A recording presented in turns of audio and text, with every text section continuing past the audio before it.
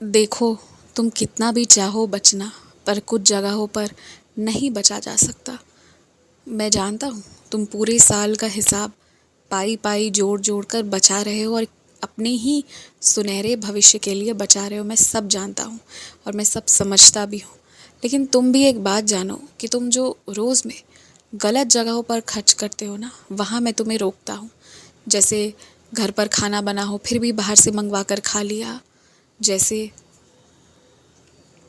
किसी जगह जाना है, कपड़े इतने सारे हैं पर हो गया कि नहीं, मैं एक बार पहना हुआ नहीं पहनूंगा और इसलिए एक नया ले लिया जिसे मुश्किल से एक दो बार पहना। इन जगहों पर मैं कहता हूँ कि हाँ, तुम बर्बादी कर रहे हो और इन जगहों पर तुम्हें बचना चाहिए। इन जगहों पर तुम्हें बर्बादी नहीं करनी चाहिए।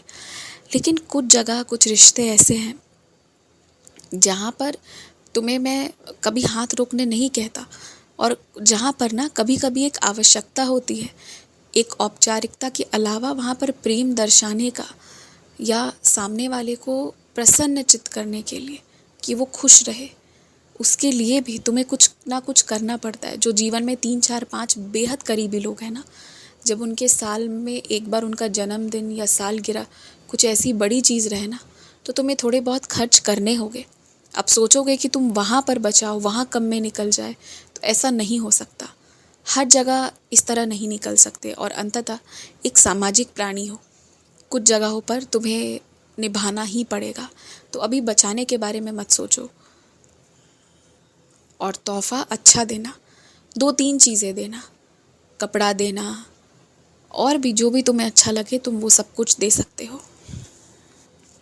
तुम्हारे पीठ पीछे जो भी तुम्हारे बच्चों से मिलना चाहते हैं या तुम्हारे घर वाले लोगों से मिलना चाहते हैं, उन्हें उस चीज़ के लिए मना करो।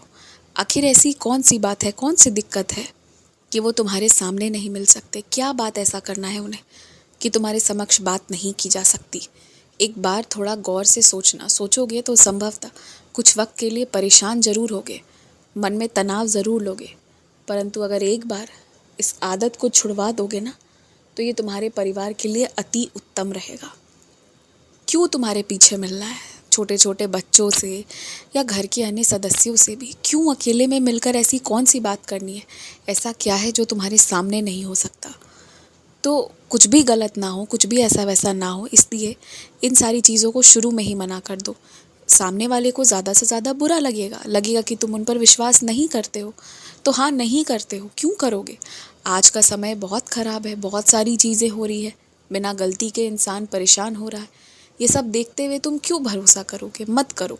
और कह दो, साफ साफ कह दो कि क्यों भरोसा करके सामने वाले को भी तकलीफ़ देना। किसी को तकलीफ़ नहीं देने के लिए भलाई इसी बात में है कि ज़रूरत से ज़्यादा भरोसा ना किया जाए। तुम्हारे घर से बाहर जाने के लिए जो तुमने जूता, सैंडल, चप्पल जो भी रखा हुआ है तुमने, भले ही वो एक ही जोड़ा क्यों ना हो, पर वो साफ़ होना चाहिए, धुला हुआ होना चाहिए, उसमें से बदबू नहीं आनी चाहिए। और साथ ही साथ तुम चाहे पूरे हफ्ते के लिए 2 या 3 कपड़े ही रखे हो जिसे तुम बदल बदल कर पहनो, पर वो अच्छे से होना चाहिए, साफ़ होना चाहिए, तरीके से तुमने उसे रखा हुआ हो, वो होना चाहिए। और ये भी ध्यान रखना कि कोई भी चीज़ जो तुम लेकर जा रहे हो, कोई भी चीज़ बाहर से दिखने में गंदा इस तरह का ना हो, किसी भी चीज़ को देखकर घृणा महसूस ना हो, ये देख लेना।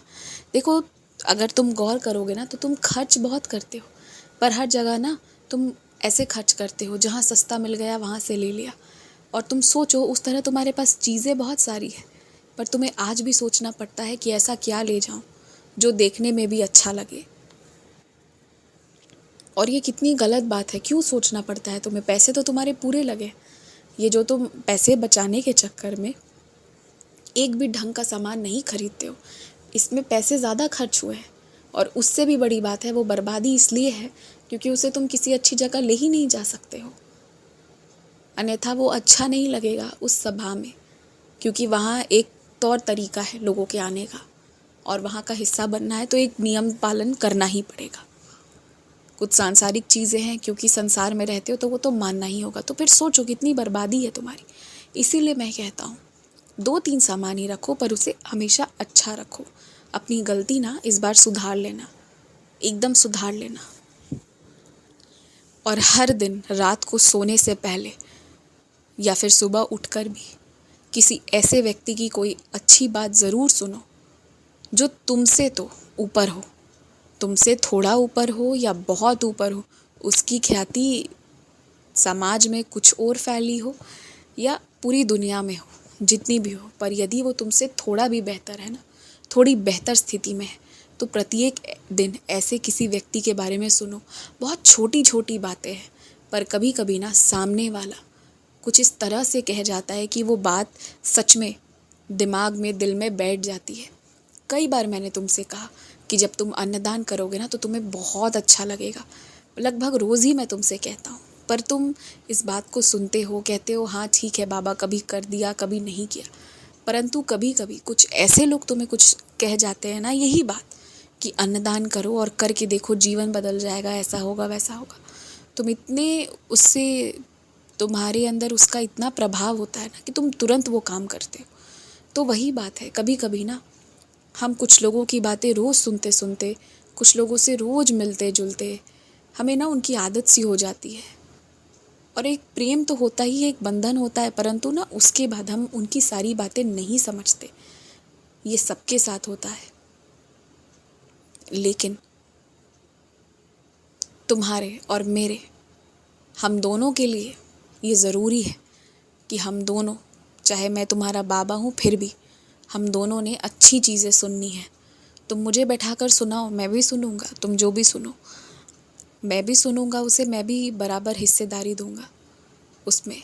लेकिन तुम थोड़ा अपने जीवन को इस तरह अच्छे से लेकर जाओ और हिम्मत रखो। आज सवेरा अच्छे से नहीं हुआ है तो कल को तुम्हारे आंगन में बहुत अच्छा सवेरा होगा, तुम्हारे हिस्से का सवेरा होगा। तुम आगे बढ़ो, प्रयत्न करो और किसी से तुलना मत करो। और अपने मन को ये बात ज़रूर अच्छे से बता देना कि हम इंसान होने के नाते कई बार ऐसी चीज़ें जो हमें बताई जाती है हम उस पर ध्यान ही नहीं देते, जो अच्छी होती है। परंतु जब उसे कोई महापुरुष या कोई हमसे ऊपर बेहतर स्थिति में है, किसी दिन थोड़े अच्छे तरीके से अच्छे से प्रदर्शित करके बताए, तो वो दिल दिमाग पर हावी हो जाता है। ये बात हमेशा अपने आप को याद कराते हुए सत्संग सुनो, अच्छी चीज़ें सुनो, ज्ञान प्राप्त करो प्रत्येक दिन। खुश रहो, मुस्कुराते रहो।